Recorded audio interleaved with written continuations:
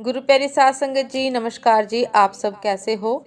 आशा करती हूँ बाबा जी के श्री चरणों में अरदास करती हूँ कि मालिक की कृपा से आप सब बहुत खुश होंगे, मौज बहार में होंगे और अवश्य ही भजन सिमरन में होंगे।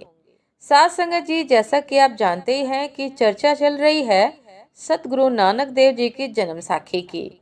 तो साध संगत जी, चलिए आइए इसी को आगे बढ़ाते हैं।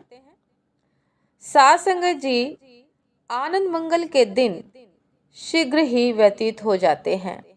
अब श्री गुरु नानक देव जी महाराज 5 वर्ष की आयु को प्राप्त हो गए।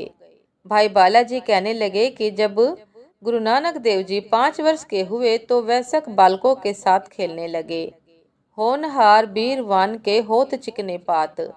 इस उक्ति के अनुसार गुरु नानक देव जी महाराज जो वस्तु घर से ले जाते वह सब निर्धनों में बांट देते थे। उसके हृदय में दया तथा करुणा का सागर लहरी मारता था। एक दिन किसी बहुमूल्य वस्तु को नानक जी ले गए और वह एक अपाहिज निर्धन को दे आए। इस पर कालू जी बहुत क्रोधित हुए और पंडित हरदयाल जी के घर पर गए तथा कहने लगे कि पंडित जी, आपने तो कहा था कि यह बालक छत्रपति होगा, परंतु यह तो घर ही साफ करने लगा है। छत्रपति भला क्या होगा?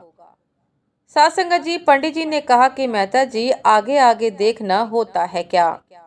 जब इस बालक के जो दिन आएंगे तब आपने तो हम जैसों की बात ही नहीं करनी है, बात ही नहीं पूछनी है। आप उस समय हम जैसों से बात भी नहीं करेंगे। नानक देव जी का बालकों के साथ खेलना भी विलक्षण ही था। आप जब कहीं बैठते तो सिद्धों की भांति चौकड़ा मारकर बैठते थे और जब बातें करते तो सिवाय ईश्वर चर्चा के और कोई बात नहीं करते थे, जिसमें भक्ति भाव ही प्रधान विषय होता था। नानक को देखकर हिंदू अनुमान करते थे कि यह बालक कोई देवता है तथा मुस्लिम उसे कोई पैगंबर ख्याल करते थे। साध संगत जी, जब गुरु नानक देव जी महाराज 7 वर्ष की अवस्था में पहुंचे तब कालू जी ने पंडित जी से प्रार्थना की कि आप कृपया मुहूर्त देखकर बताएं कि नानक को किस दिन अक्षर आरंभ करवाया जाए। पांधा जी ने पत्री देखकर कहा कि मेहता जी, आज का दिन अति उत्तम है, क्योंकि आज मार्गशीर्ष का मास है और तिथि पंचमी है। वार भी बृहस्पति उत्तम है, क्योंकि शास्त्रों में कहा गया है कि विद्या आरंभे गुरु, अर्थात विद्या आरंभ करने के समय गुरुवार उत्तम होता है। इसी प्रकार रोहिणी नक्षत्र भी उत्तम है। यह सुनकर बेदी जी अपने घर आए। अब कालू जी ने पंडित जी के लिए दक्षिणा तथा तिलक, पुष्पमाला आदि और गुरु नानक देव जी को संग लेकर पंडित जी के घर की ओर प्रस्थान किया। साध संगत जी, पंडित जी के सामने नानक जी को बैठा कर कालू जी ने कहा कि बेटा नानक, अब तू अपने इस गुरु जी से अक्षरों का बोध प्राप्त करना। उस वेले पौधे ने गणेश पूजा करके फिर नानक जी की पट्टी के ऊपर कुछ अक्षर लिख दिए। जब नानक का ध्यान अक्षरों की ओर हुआ तब कालू जी प्रसन्न होकर अपने घर की ओर आ गए। साध संगत जी, समस्त दिन नानक जी पढ़ते रहे। जब सायकाल होने लगा तब छुट्टी लेकर नानक देव जी घर को आ गए। नानक जी को पढ़कर आते देखकर माता जी अत्यंत प्रसन्न हुई। पुत्र का माथा चूमा और प्रेम पूर्वक अपनी गोदी में बैठाकर प्यार किया। प्यार करने के पश्चात भोजन करवाया तथा रात्रि को शयन किया। साध संगत जी, प्रातः काल नानक देव जी जागे। माता जी ने हाथ मुख धुलवाया। नित्य कर्म से फारग होकर नानक देव जी अपने पिताजी के साथ पाठशाला की ओर गए। पंडित जी ने नियम के अनुसार पट्टी लिख दी।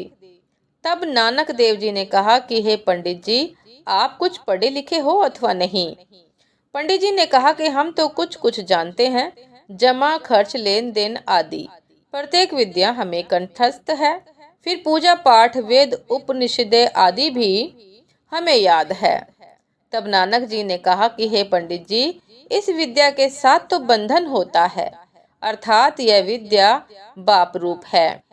उत्तर में पंडित जी कहने लगे कि वह कौन सी विद्या है जिससे बंधन ना हो। यदि तुम्हें कुछ ज्ञान है तो मुझे बता। यह समस्त संसार तो इसी विद्या के पढ़ने में कल्याण समझता है।